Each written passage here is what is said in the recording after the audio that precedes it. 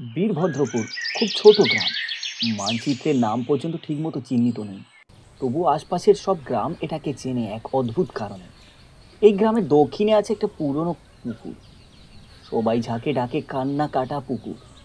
সন্ধ্যা আজ সব স্বাভাবিক।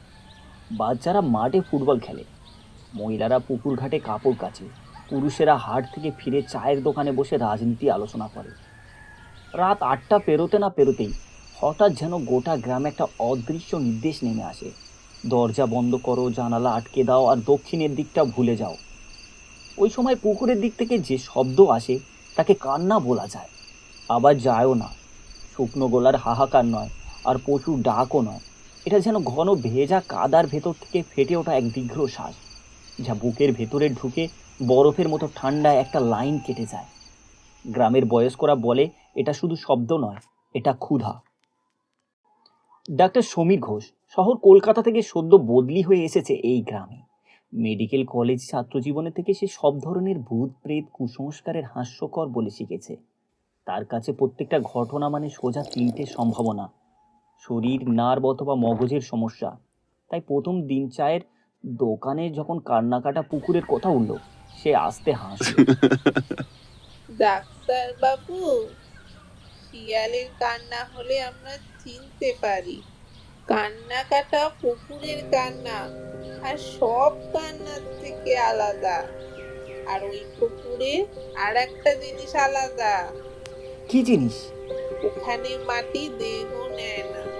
মানে? যে মারা যায় মাটিতে কবর দিলেও কিছুদিন পর তার চিহ্ন পুকুরের কাদায় পাওয়া যায়। পুকুর টেনে নেয়, কেউ যদি না দেয় সে নিজেই নিয়ে নেয়। চায়ের দোকানে গন্ধ, কেরোসিন ল্যাম্পের আলো আর বৃদ্ধর কণ্ঠ মিলিয়ে মুহূর্তের জন্য সমীর গায়ের লোম খাড়াই হয়ে উঠল। কিন্তু সে আবার নিজেকে সামলে নিল। বৃষ্টির মৌসুম, মাটির গন্ধ ভিজে আছে গ্রামে। কান্নাকাটা পুকুর জল এই সময় একটু উপচে ওঠে। পাহাড়ের ঘাস ভিজে নরম হয়, কাদার রং হয় কালো বাদামি। দিনের বেলা পুকুরের কাদা পা দিয়ে চাপলে নরম, কিন্তু রাত নামলেই জমাট হয়। মা, পুকুরে মাছ ধরতে যাব। বর্ষায় মাছ অনেক উঠেছে। ঘড়ি দেখেছিস? অন্ধকার হওয়ার আগে ফিরে আয়। আচ্ছা মা, আমি বড় হয়ে গেছি। নির্দিষ্ট রাতেই গোপাল ফেরেন। রাত ৯টা নাগাদ পরিবারের লোকজন মশাল ঝাঁকে পুকুর ঘাটে গিয়েছিল। সেখানে জাল ছিঁড়ে পুকুর ধারে পড়েছিল, আর ভয়ঙ্কর কান্নার আওয়াজ শোনা গেল। এই বছর পুকুর নিজেই কাউকে খুঁজবে। এটা শুধু ডুবে যাওয়া কাদা বাদা বাস্তব। গ্রাম জুড়ে কান্না আর ঝড় মিলিয়ে বিশ্বস্ত ভাঙল। গোপালের মা পড়ে পড়ে বালতি দিয়ে পানি ঢাললেন।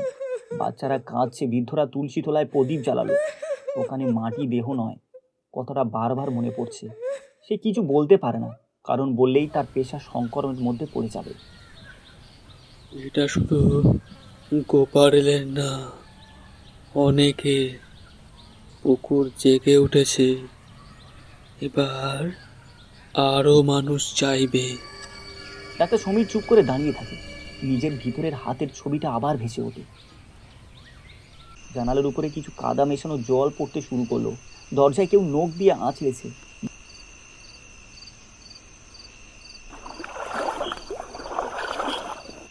জল থেকে বিবৃত অবয়ব উঠে এলো। চোখ কালো, গর্ত মুখ, কাদা ভাঙা রেখা।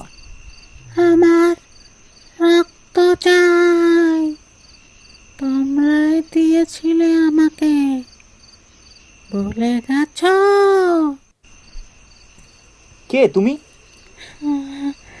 আমাকে ডাইনি বলে পাথর বেঁধে ফেলা হয়েছিল।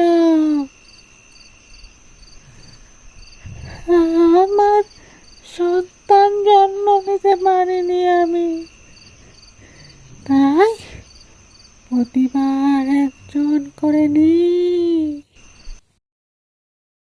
ওকে ক্ষমা করো মা, আমরা তাকে চিনিনি। আমাদের দাদুরা না হয় চিনেছে বলে মনে হয় না।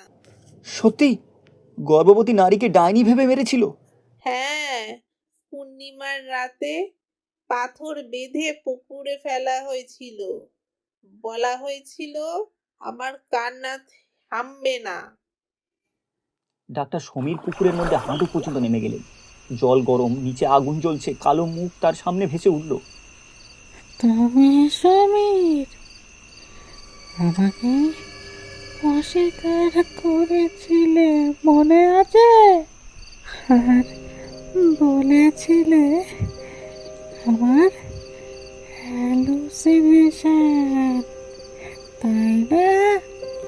আমি ভুল করেছি, কিন্তু মারিনি, সত্য খুঁজেছি।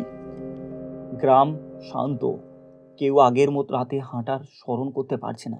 ডাক্তার সমীর ক্লিনিক খোলা, সবকিছু শান্ত, মানুষ স্তব্ধ হয়ে গেল। মানুষ স্বস্তিতে, কিন্তু পূর্ণিমার আগের রাতে কুয়াশার থেকে কম্পমান কান্নার সুর ভেসে আসে।